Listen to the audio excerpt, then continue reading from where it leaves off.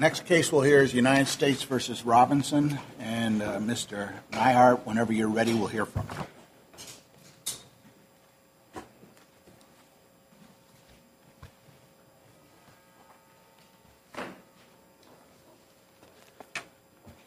Thank you, Your Honor. Good morning, Your Honors, and may it please the Court. I am Seth Neihart, appointed counsel on behalf of the appellant, Stephen LaRue Robinson. Mr. Robinson is challenging the procedural and substantive reasonableness of his sentence in this appeal. The first argument of Mr. Robinson with respect to the procedural reasonableness is simple. Once Mr. Robinson objected to the drug weight calculated by the pre-sentence report and the factual allegations which supported it, the government had the burden to establish the drug weight by a preponderance of the evidence. Because this Court, as well as the Sixth and Eighth Circuits, have held that the pre-sentence report once objected to is not evidence, a district court needs to actually admit some evidence in order to rule the objection. Let me ask you a little bit about that proposition. Yes, Your Honor. Would you recognize it to be a different proposition that the pre-sentence report can't serve as evidence? But how about statements contained in the pre-sentence report where the probation officer interrogates a witness and says, I find the witness credible, I've used him before, he said he had 3 transactions with the defendant involving 5 grams each. And therefore, I'm going to consider those 15 grams as part of the sentence. Now, is that evidence that can be considered by the district court? Your Honor. Even when disputed? Your Honor, are you referring to a statement? A statement written in the pre-sentence report by the probation officer relating what I just said. Saying that the probation officer has personally interviewed. Yes. It's a hypothetical. Right. At that point, I would say that the probation officer should be called to testify. Well, you may think that, but is that the law? Well, there should be some ability of the defense counsel to cross-examine the statement, and if the probation officer says I've interviewed somebody. Let me ask you this. Yes. You can start with an answer yes or no. The question is that evidence that may be considered by the district court in selecting a sentence? I would take the position no. Yeah, but there's no case law that supports you on that. Happens right and left, doesn't it? Matter of fact, the rules say you can consider hearsay. Right. Right. The district court is forever adopting what the probation officer has, the facts that he's recounted in the PSR. Well, in my experience, and Your Honors have a much broader experience, in district court, it's usually statements by case agents that have been collected by case agents. So my hypothetical is the probation officer interviewed a witness and determined from that witness a drug amount. And my question is, can the district court, when sentencing the defendant, consider that drug amount as a fact? After it's been objected to. No, I'm just no. Well, whether it's objected to or not. If it's not been objected to, yes. All right. Now, what's the objection do? The objection, as a matter of fact, right. What if the defendant puts on a witness and said, I was at that same transaction and there were no drugs transacted. We were just talking. Right.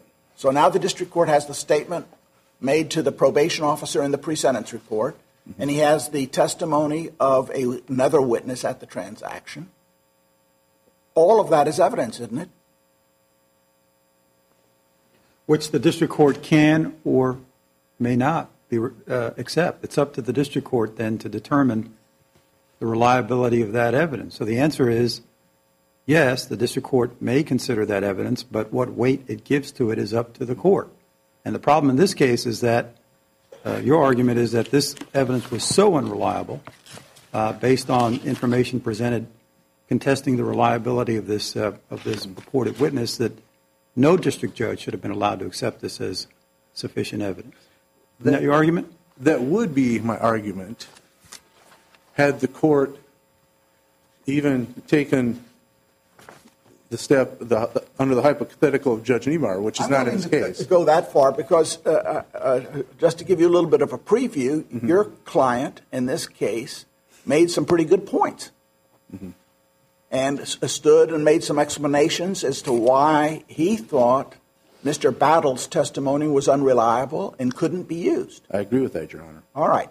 So then the question now is did the district court perform appropriately in finding these facts, finding the weight of the evidence to be against your client? And that to me is still open for argument. I mean, that's your argument, but I was trying to get some propositions that you were saying you just can't use a pre-sentence report as evidence, and I probably think that's so when a pre-sentence report just states a conclusion. But I'm positing the hypothetical when a pre-sentence report contains actual testimony or facts that were observed or found or by the probation officer as an officer and of the court. Many pre-sentence reports have that.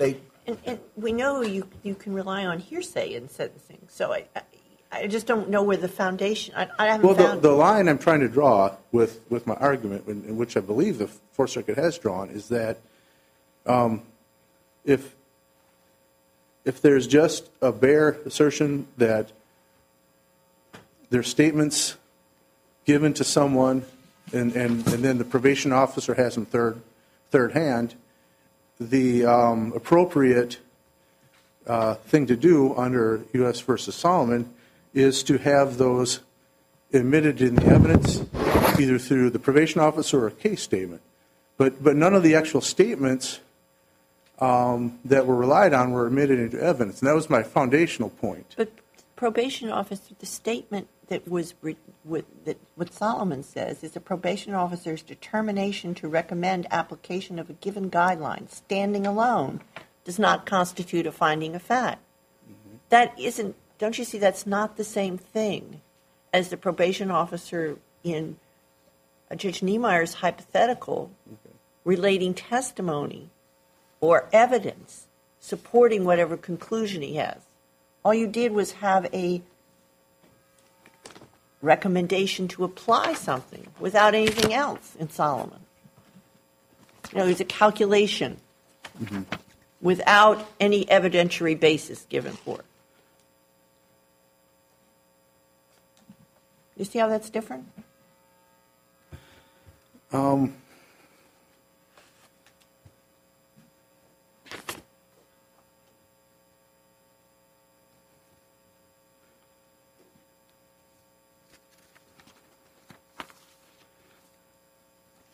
Well, I guess it depends on how we read it. So if we read it, it's different. Okay. I do...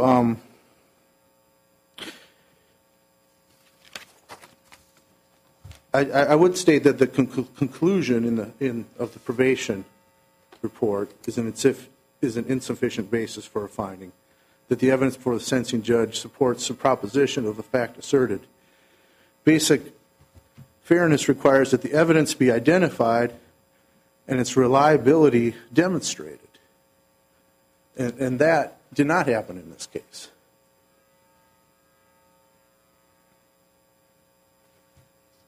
And I was quoting from the footnote at the footnote 3 in U.S. versus Solomon. Neihart, you seem to have conceded, perhaps not, you can tell me otherwise, that plain error review applies in this case. And I'm wondering why. I just don't see that. You started off your argument with the notion that your client objected to the factual foundation of this evidence. I didn't make an argument under plain error, but as I was reviewing in preparation, I do not concede that plain error is the appropriate standard relief. Under U.S. versus Lynn, I believe that his objection would have covered the substantive as well as the procedural errors that followed, and that is my position. Did the district judge in this case make any factual findings?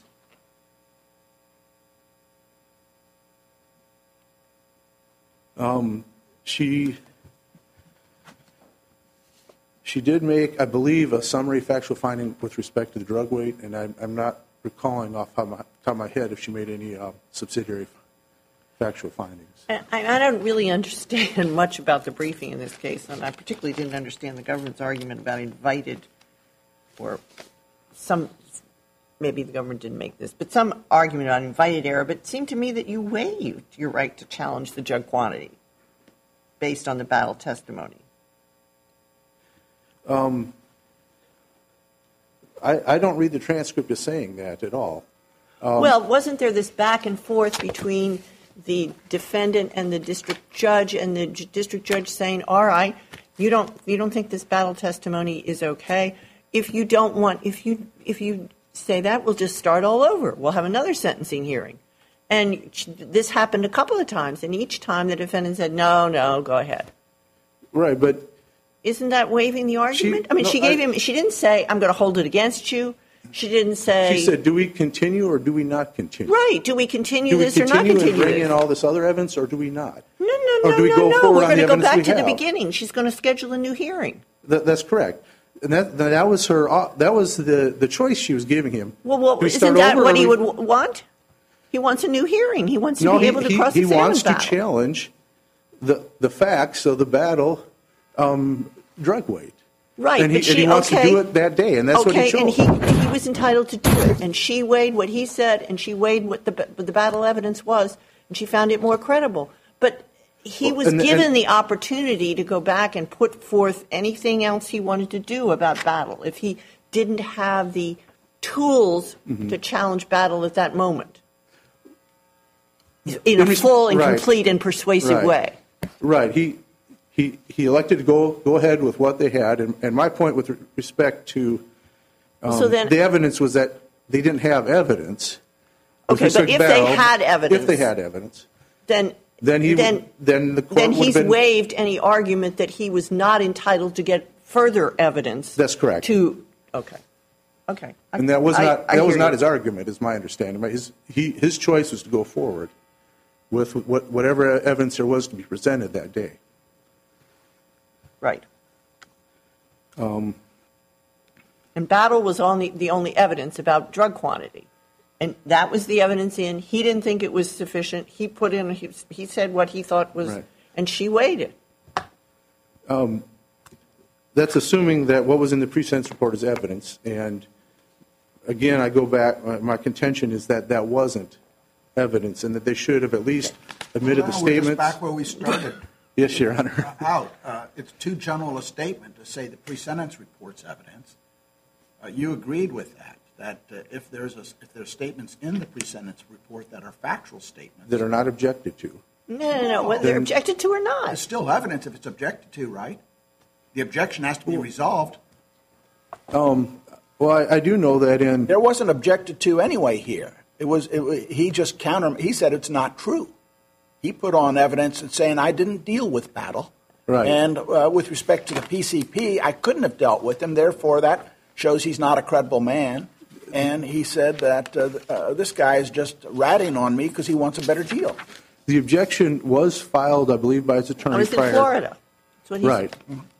The objection was filed by his lawyer and argued by him at the time. Yeah, but that's a different type of objection. It's not that objection basically puts to test the facts, saying I want those facts found. Mm-hmm. Right? Right. Otherwise, the facts in the pre-sentence report will govern even without the necessity of finding the facts. Right?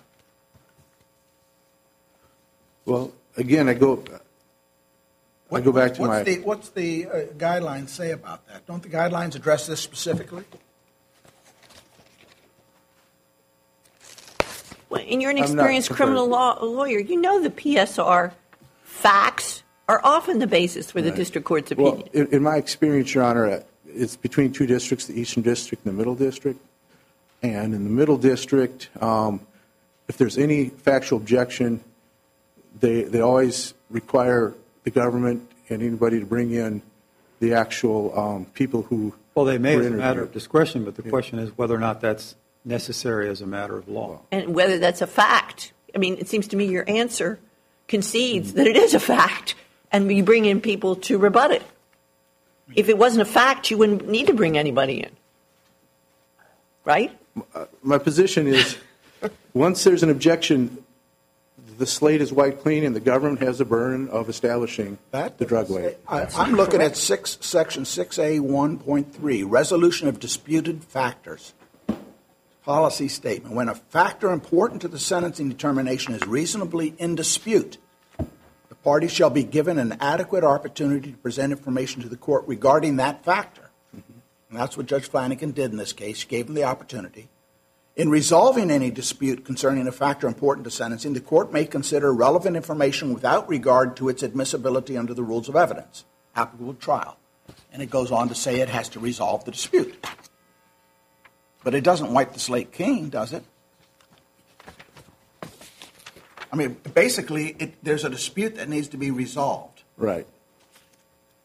And And you agreed that in this case, the district court found that weight against you, right? I do agree. I do concede that, Your Honor.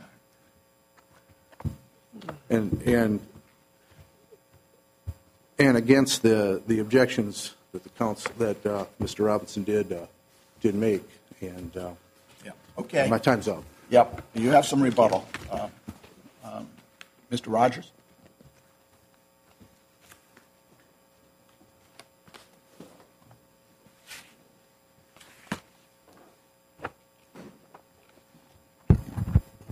Good morning. May it please the court. My name is Joshua Rogers, and I represent the United States.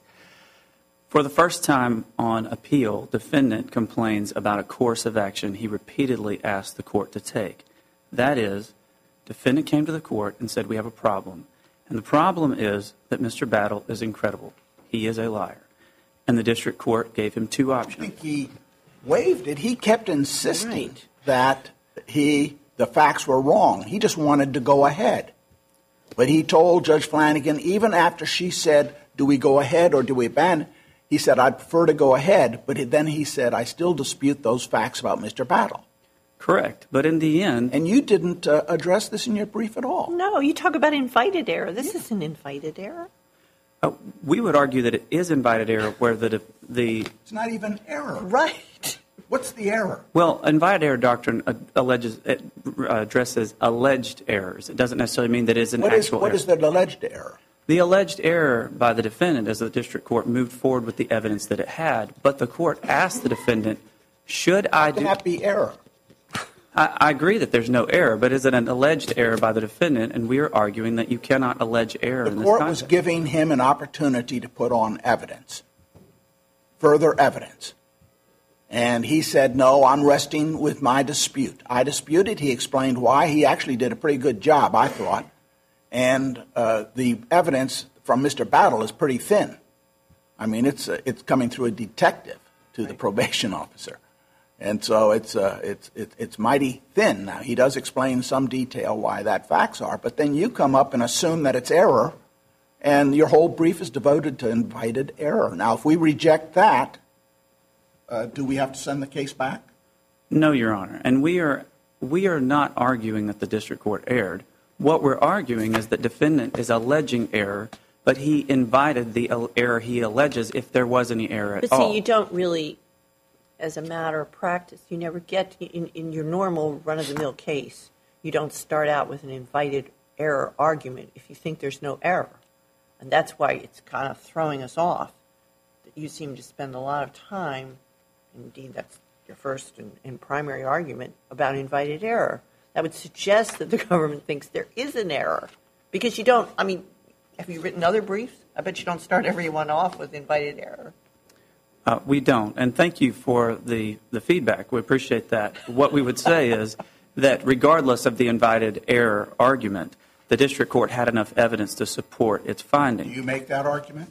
We do not, but this court can affirm on any basis in the record, and the evidence that's in I the... mean, we have to now evaluate the evidence and decide, without the support of your brief and cases, that this was resolved appropriately. And the evidence that is available is in the PSR and in the United States proper. Now, with regard to the PSR, the findings in the PSR indicate that the defendant dealt drugs with Battle multiple times over several years. And the defendant is confused when he argues that the PSR isn't evidence. Of course it is evidence under Love, Terry, Bolden, any series of cases. Well, that's the error he alleges, that the court considered the PSR after he disputed it. And you come and say, well, that was invited error. He never invited the court to use that PSR. As a matter of fact, he denied it continuously. Well, and Judge Flanagan actually asked him at the end, make a decision, do you want me to go forward with the information I have in front of me, that would be the PSR, or do you want to start the whole process over? And defendant said, I want to move forward. He is essentially saying, I am comfortable with you using what you have in front of you. Well, maybe that's a waiver, but it's not invited error. He never invited her to look at this and to credit this evidence. Again, we would say I do appreciate the court's response to our invited. Right. Well, I do. I read that as sarcasm. I don't. I am not being sarcastic. I genuinely appreciate the feedback. But what I'm saying is, aside from the invited error, What other argument do you make in your brief other than invited error? Our primary argument in the brief is invited error. Do you make any other argument? Aside from that, we.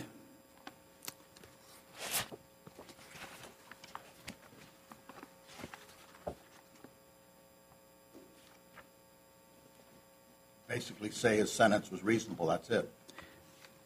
That's correct. Again, I would note that this court can affirm on any basis that it can find in the record, and there's plenty in the record, first of all, with the PSR.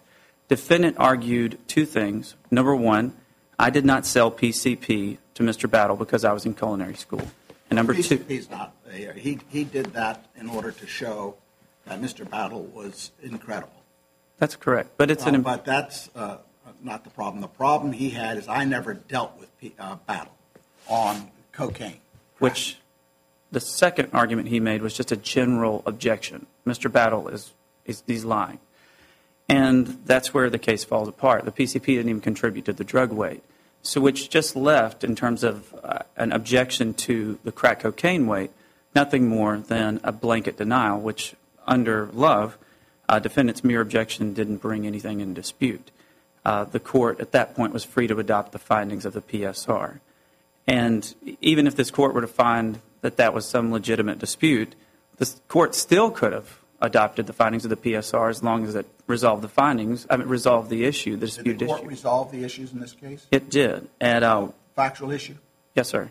And where's that? At 143 and 144 of the JA, the court specifically determines that this is the appropriate drug weight based on her credibility resolution with regard to the statement of Mr. Battle. And the defendant is also confused. He relies very heavily on Solomon. Solomon just simply says if there's an objection to the PSR, the district court has to make specific findings of its own or adopt the findings of the probation officer, which is exactly what it did. What it can't do is adopt a bare bones recommendation. A district court did not do that. So with regard to the PSR, there was plenty of evidence to support a defendant's drug weight in the PSR. Could there have been more? Certainly, but... I think plenty is a bit of an overstatement. I mean, particularly given the problems of this witness with respect to other information he provided. Then perhaps it would be better to say there was sufficient evidence on the basis of Fourth Circuit law. Now, do you say that plain error review applies to this particular issue? I would argue that it does apply, again, but this goes back to what we were saying before. Defendant was arguing, he objected to the total drug accountability, and he objected to Battle's credibility. Now he's arguing that the court erred in relying on the PSR, but he's the one who encouraged the court to move forward with that evidence when Judge Flanagan specifically asked him. Okay, but with respect to his objections as to the sufficiency of the evidence in the PSR, you agree that he properly preserved those objections? Yes, Your Honor. Okay. With regard to the proffer, defendant also argues that that's not evidence, but that actually operates very similarly to a PSR. This court, for example, in Emanuel, held that a defendant can't just throw out a blanket objection, which is, again, what he did. And I think it's important when you... I think he did more. I think he made an objection, and I think if the court not made a finding, we would have to require one. And the finding is a little obtuse, but the court does seem to refer to the drug weight in the pre-sentence report and relies on the pre-sentence report. But this man did state that the PCP wasn't. He said he acknowledged he dealt with other people. He says, I've never dealt with Battle. He says Battle was just looking after himself, and there might have even been some overlap on the cocaine transactions that he might have denied. But he was pretty adamant about it, and he wanted to go forward, but he wanted to preserve that fight on the evidence. Now, I don't think he's saying go ahead with the pre-sentence report. He says, I want to go ahead with sentencing. Well, and the reason why he did so, and the reason why the whole tenor of the sentencing hearing changes, particularly when the United States brings up Ballard and Jones, is because Ballard and Jones did not exist in a vacuum, and they don't in terms of the record either. Those two names rang a bell for everybody. Ballard and Jones, the United States had filed a motion to consolidate his case with those because he dealt drugs along with Ballard and Jones. And at the change of plea hearing, Ballard and Jones had pleaded guilty 2 weeks before in front of Judge Flanagan. And Ballard and Jones provided statements. They were ready to testify. And we turned over those statements after they gave them to us just before trial. We turned them over the Tuesday, Wednesday, and Thursday before trial. And on defendant's first day of trial, after receiving those statements, he said, I need more time to prepare after getting those statements. And the court declined to do that. And defendant said, well, in that case, I'm pleading guilty. So when the United States in that sentencing hearing stood up and said, Your Honor, let's just be clear, Ballard and Jones' statements are out there. For whatever reason, they didn't make it into the PSR. But defendant, if he wants to start this whole thing over, he knows he's got plenty of drug weight coming to him. Defendant was wise. He had attention. He wanted to attack Ballard. But at the same time, he did not want to continue the hearing because that would potentially involve getting Ballard and Jones involved in the PSR. Is your argument that that's a sufficient proffer for the district court judge to consider, the fact that these statements were out there somewhere? I think it was a sufficient proffer that the United States made in the hearing, but statements just out there, I would say, no, that's not. In fact, the district court didn't rely on that. It simply relied on the evidence in the PSR. And the proffer was not intended to back up Battle's weight. It was simply intended to back up the idea that this is, in fact, a drug dealer who deals in significant amounts. This is not just some isolated... Because your suggestion is that his decision to go forward was a well-considered decision in the sense that he was avoiding more drug weight and he was trying to attack what was there. Absolutely. All right. It's a smart decision. So the defendant invited the district court to move forward to his advantage, and it was a shrewd move on his part. But even if this court declines to, if it declines to follow the United States argument of invited error, and I understand that it's not going to, then there was enough evidence in the PSR and with the proffer to support the idea that defendant was not just dealing with Battle, but in fact there was more going on and that the court could trust what Battle had said. In fact, I would argue that the fact that the defendant was saying, let's just move on, I don't want to do this, he challenges someone's credibility, but his credibility is on the line at that point. And defendant saying, I don't want to get anybody else in here, I think speaks volumes to a court. It's not as if the court didn't notice that the defendant didn't want... Sounds more like a waiver. Thank you, Judge Motz. Than invited error, anyway. And I appreciate the court's feedback again on that. I genuinely do. He is essentially, though, just asking this court to take on the role of the district court. Because if this is evidence, and it's evidence, then all the defendant is really saying is that the district court erred in making its credibility determination. And that's not, this is an appropriate place for See, it's a weird thing to make a credibility determination on the basis of somebody who's not there to be judging their credibility. It just is weird, right? It may to be say weird. That she also says reliable.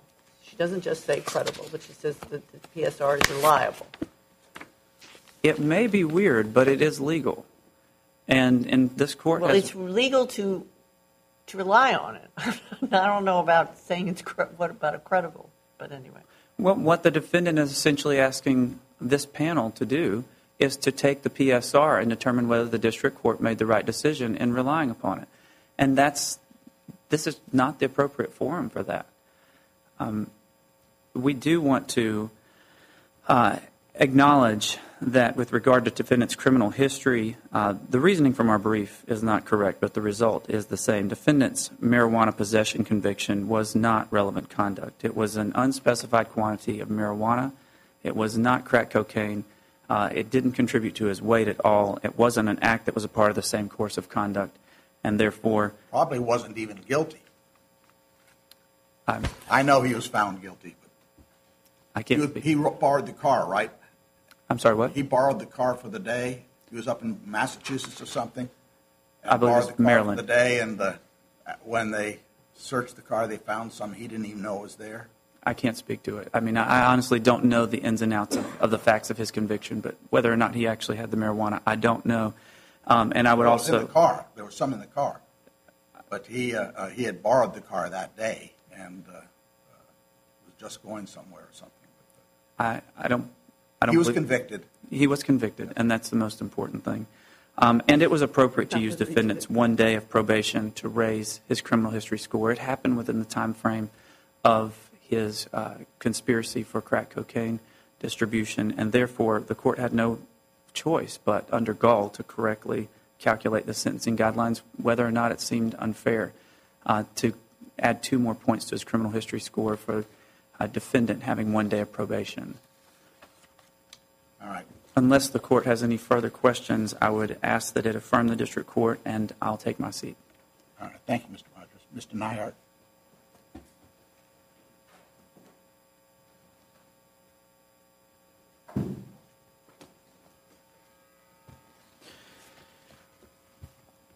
Thank you, Your Honor.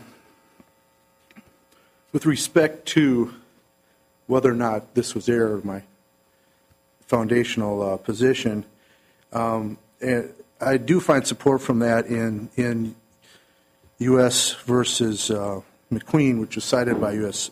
versus Solomon. That's a Sixth Circuit This case? is Sixth Circuit case. In a contested case, the position of the probation officer on a material matter should not be treated as evidence admitted in the case unless the probation officer takes the stand and offers testimony which may be cross-examined. So there is some support, I believe, for my position. Whether this court accepts it or not is ultimately up to the court. And also the citation from the Earhart case, the Eighth Circuit case, which I have in my reply brief. If I may briefly and probably presumably speak with respect to the remedy, if we do have a remedy. I handed up this morning a U.S. versus Parker, a Fourth Circuit case, 30 F. 3rd 542, 1944, for the proposition that one bite at the apple is enough, and that the record, the case should be decided on this If record. the evidence is insufficient, the government doesn't get another shot at making it sufficient.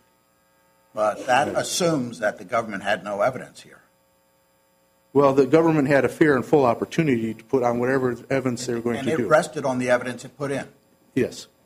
And I just would ask that any mandate would reflect that fact. That's if it was insufficient. Now, if the directions, I think, both under Federal Criminal Rule 32 and the sentencing guidelines, is if a dispute is created, then the court must resolve the dispute.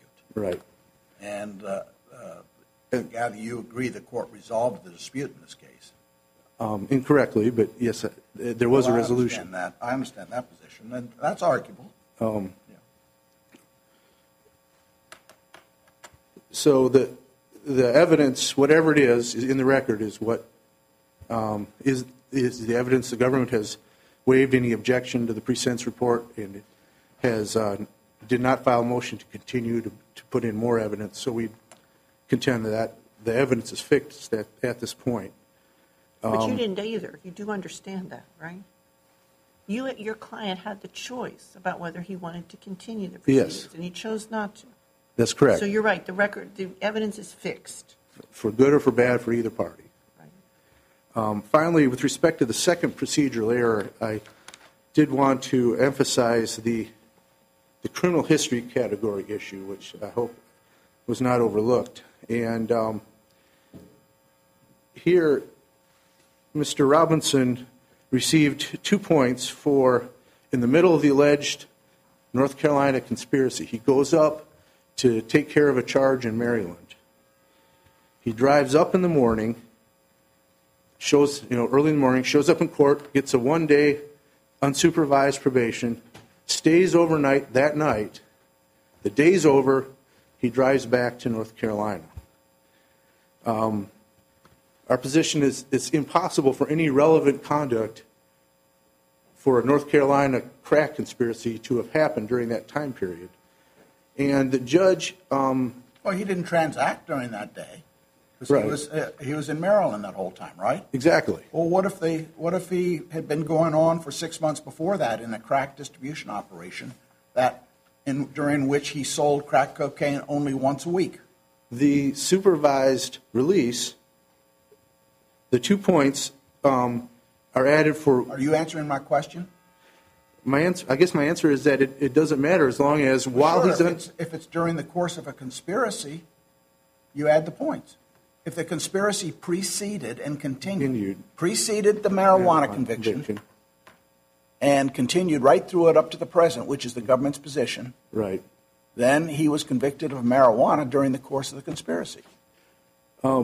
He was, but the requirement under the guideline is that the actual relevant conduct, his relevant conduct has to occur during the time This was not a relevant supervision. conduct issue. This was an enhancement for having committed a crime during the course of the present crime, right? What was the enhancement? I might have it Committing wrong. an offense while on probation. Yeah. While on probation. While on probation. Right. So there's no he didn't actually engage in any relevant conduct during that Not a 1 day relevant- of probation. Government just conceded it's not a relevant conduct issue. It's an issue of whether he committed a crime while on probation. But I think we agree with you. It's pretty harsh. But he did commit the crime. He's convicted. He Right. was on probation. Okay. Well, I did cite the provision of guideline range I'm relying on in that respect. And specifically, it doesn't talk about anything other than relevant conduct. It's not, did he commit the instant offense, any part of the instant offense? And my argument is that he couldn't have committed any part of it during that time period. That 1 day while he was up in Maryland. He did not and could not Did he have. go off probation that day? Yes, it was just show up, slap on the wrist 1 day, unsupervised release probation that day, then it's over. And Was he on probation when he drove to Maryland? no. He drove up to Maryland, got on probation, stayed in Maryland overnight, his probation was over, and drove back down to North Carolina. And that's the facts alleged, and the judge answered it on a legal, which would be a de novo review. She said legally, that's the way the guidelines work. Where are these facts set forth? He does set it forth in the sentencing hearing. Is and it in the pre-sentence report? It's not in, well, the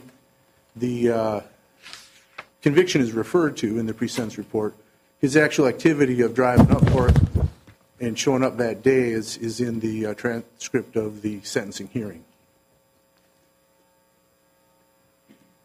I think I'm a little confused. Let me ask you precisely what the enhancement was for that you're addressing. Was for committing any part of the instant offense while under any criminal justice sentence.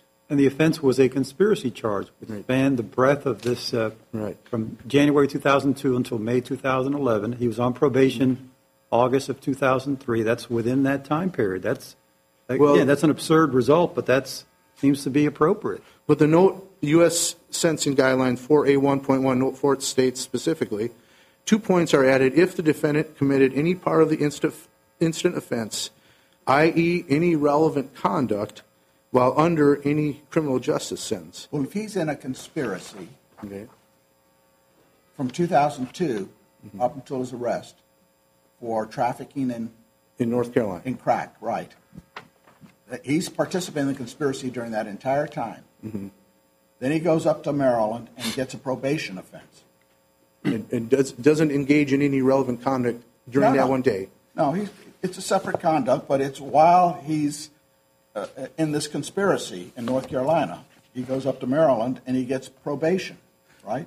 Well, I would argue that Note 4 narrows the instant offense to actually having to be engaged in any relevant conduct. So if he would make a phone call and giving somebody direction on where a net shipment would be made, then the enhancement would apply. But if he was not engaged in any relevant conduct whatsoever that one day in a completely different state, my contention is that it is error to have applied that enhancement. Okay. We'll look at that. Thank you, Your Honors. I'm okay. All right. We'll come down and greet counsel, then proceed on to the last case.